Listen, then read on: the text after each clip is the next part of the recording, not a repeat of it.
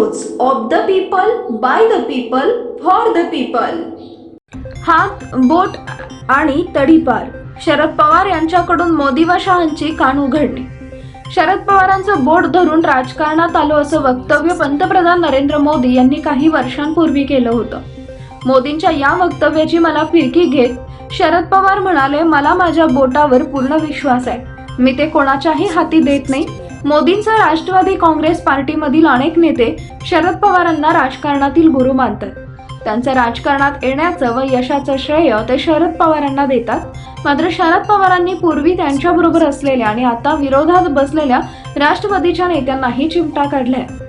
शरद पवारांचा रोख मोदींचा उपमुख्यमंत्री अजित पवारांकडेही असावा असं बोललं जात आहे। शरद पवार म्हणाले, पंतप्रधानांनी मागे म्हटलं होतं की मी शरद पवारांचं बोट धरून राजकारणात आलो, त्यांचं ते वक्तव्य मी अजिबात मान्य करत नाही। नरेंद्र मोदी एका भाषणात म्हणाले होते की शरद पवार यांचं बोट धरून मी राजकारणात आलो आणि इथवर पोहोचलो। मोदी तसं बोलल्यापासून मी कोणालाही माझं बोट धरायला देत नाही, मला माझ्या बोटावर पूर्ण विश्वास आहे, मी माझं बोट कोणाच्याही हातात देणार नाही। दरम्यान शरद पवार यांनी यावेळी गृहमंत्री अमित शहा यांच्या टीकेलाही प्रत्युत्तर दिलंय। अमित शहा यांनी शरद पवार यांचा भ्रष्टाचारी लोकांचे म्होरके असा उल्लेख केला होता। यावर शरद पवार म्हणाले, सर्वोच्च न्यायालयाने तडीपार केलेला माणूस आज देशाचा गृहमंत्री आहे। महाराष्ट्रातील भ्रष्टाचाराला शरद पवारांनी संस्थात्मक स्वरूप दिलं, ते भ्रष्टाचारी लोकांचे म्होरके असं अमित शहा म्हणाले होते।